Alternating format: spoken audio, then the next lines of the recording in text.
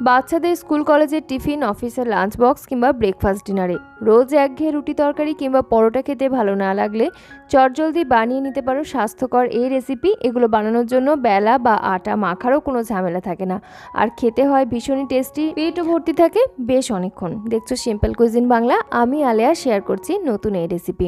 এর জন্য আমি নিয়েছি প্রথমে একটা বড় সাইজের মিক্সিং বোল, আর তার মধ্যে নিয়েছি 1 কাপ চালের গুঁড়ি, আর ওই কাপেরই হাফ কাপ পরিমাণ গমের আটা নিয়েছি। এর সঙ্গে অ্যাড করে দিচ্ছি স্বাদ অনুযায়ী লবণ। এখানে আমি হাফ টিস্পুন লবণ অ্যাড করেছি, আর তার সাথে আমি মিষ্টি স্বাদের জন্য অ্যাড করছি গুড়। এই রেসিপিটা গুড় দিয়েই খেতে ভালো লাগে। এখানে আমি খেজুরের গুড় নিয়েছি, তবে তোমাদের হাতের কাছে আখের গুড় থাকলে সেটা নিতে পারো, কিংবা যদি জ্যাগারি পাউডার থাকে সেটাও ব্যবহার করতে পারো। আর এগুলো কোনোটাই যদি ব্যবহার করতে না চাও তাহলে তোমরা মিছরি, ব্রাউন সুগার কিংবা চিনি ব্যবহার করতে পারো। ওই বাটিরই 1.5 কাপ পরিমাণ জল দিয়ে খুব ভালোভাবে মিশিয়ে আমি একটা লিকুইড ব্যাটার তৈরি করেছি, আর এটাকে ঢাকা চাপা দিয়ে রেখে দিচ্ছি 15 থেকে 20 মিনিটের জন্য, যাতে চালের গুঁড়ি, গমের আটা এগুলো জলটা ভালো করে অ্যাবজর্ব করে নিতে পারে এবং খুব সুন্দরভাবে ব্যাটারটা তৈরি হয়। এখানে আমি যে গুড়টা ব্যবহার করেছি ওটা নিয়েছি পরিমাণে যে বাটি মেপে আটা নিয়েছিলাম ওই বাটিরই হাফ বাটি পরিমাণ। 15 মিনিট পর এখন তোমাদের দেখাচ্ছি। দেখো ব্যাটারের ঘনত্বটা ঠিক এরকম হয়েছে, জলটা অনেকটাই অ্যাবজর্ব করে নিয়েছে আর একদম থকথকে একটা ব্যাটারে পরিণত হয়েছে। আমাদের ব্যাটারের ঘনত্ব ঠিক এরকমই লাগবে, এর থেকে বেশি পাতলা হলেও হবে না, এর থেকে বেশি ঘন হলেও হবে না। এর সঙ্গে অ্যাড করে দিচ্ছি 1 চা চামচ বেকিং সোডা। বেকিং পাউডার কিন্তু নয়, এখানে আমি বেকিং সোডা ব্যবহার করছি, আর এখানে এটাই ব্যবহার করতে হবে। ইনো ব্যবহার করলেও কিন্তু ঠিকঠাকভাবে ওই টেস্ট আসবে না। খুব ভালো করে মিশিয়ে নিচ্ছি, আমাদের মিশ্রণ কিন্তু একেবারে রেডি। এখন আমি একটা প্যান গরম করে নিয়েছি, এখানে তোমরা রুটি সেকার যে কোনো তাওয়া ব্যবহার করতে পারো। প্যানটা হালকা গরম হয়ে গেলে এর মধ্যে আমি তেল গ্রিজ করে নিচ্ছি। তোমরা চাইলে অয়েল ব্রাশের সাহায্যে তেল ব্রাশ করে নিতে পারো, কিংবা টিস্যু পেপারও এক্ষেত্রে ইউজ করতে পারো।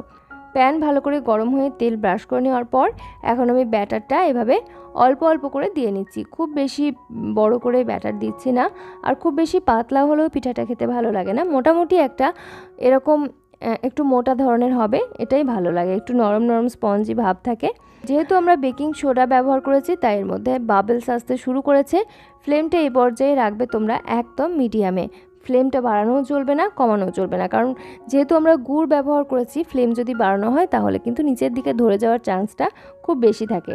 এজন্য ফ্লেমটা মিডিয়ামে রেখে দেবে, তাহলে পিঠাটা ঠিকঠাকভাবে রেডি হবে। এপিট ওপিট উল্টে পাল্টে মিনিট 2 মতো ভেজে নিয়েছি। এগুলো ভাজতে খুব কম সময় লাগে, খুব একটা বেশি সময় লাগে না, আর আমাদের একটা পিঠা কিন্তু তৈরি হয়ে গেছে। দ্বিতীয়টাও ঠিক একই রকমভাবে আমি রেডি করে নিচ্ছি। এই পিঠাগুলো খেতে ভীষণই টেস্টি হয়, কারণ হচ্ছে হালকা একটা মিষ্টি ভাব থাকে এর মধ্যে, আর খুব কম সময়ের মধ্যে তৈরি হয়ে যায় কারণ উপকরণ খুবই কম লাগে। প্রত্যেকবার ব্যাটার অ্যাড করার আগে খুব ভালো মতো করে আমার মতো নাড়িয়ে মিশিয়ে নেবে, তাতে করে ব্যাটারের ঘনত্বটা একদম ঠিকঠাক থাকবে।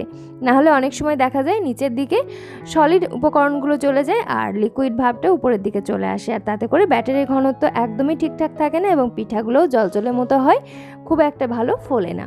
ছোট্টখাটো এই কয়েকটা টিপস মাথায় রাখলেই তোমরা যে কেউ কিন্তু চটজলদি এই পিঠাগুলো বানিয়ে নিতে পারো। ভীষণই সহজ, আর যেহেতু বানাতে খুব কম সময় লাগে, তোমরা যখনই খিদে পাবে বা বাচ্চাদের যদি খিদে পায় বা নতুন কিছু খেতে বায়না করে সেক্ষেত্রে তোমরা চটপট কিন্তু ঘরে এই কয়টা জিনিস থাকলেই বানিয়ে ফেলতে পারবে। একই রকমভাবে সবগুলো পিঠা আমি ভেজে নিয়েছি। ভীষণই সহজ এই পিঠাগুলো তৈরি করা। যে কয়টা ছোটোখাটো টিপস আমি শেয়ার করেছি ওইগুলো জাস্ট মাথায় রাখলেই হবে। আজকের এই প্যানকেকগুলো আমি সার্ভ করছি অফিস লাঞ্চ বক্সে, আর তারপরে আমি নিজের ব্রাঞ্চে নিয়ে নেব। সেই সাথে ডিনারেও কিন্তু তোমরা চাইলে পরিবেশন করতে পারো। বাচ্চা বড় সকলের ভীষণ ভালো লাগবে, কারণ এগুলো খেতে হালকা একটা মিষ্টি ভাব থাকে, আর সেই জন্য এটা খাওয়ার জন্য আলাদা করে আর কিছু সাইডে লাগে না। আশা করছি আমার আজকের এই খুবই সহজ একটা পুরোনো দিনের রান্নার রেসিপি তোমাদের ভালো লেগেছে। রেসিপি ভালো লাগলে লাইক, কমেন্ট, শেয়ার করো। আমার চ্যানেল সাবস্ক্রাইব করা না থাকলে অতি অবশ্যই সিম্পল কুইজিন বাংলা সাবস্ক্রাইব করে আমাদের সঙ্গেই থেকো। আজকের মতো এখানেই বিদায় নিচ্ছি, ফিরে আসছি খুব তাড়াতাড়ি পরবর্তী আরও কোনো রেসিপি নিয়ে। সকলে খুব ভালো থেকো, সুস্থ থেকো, ধন্যবাদ।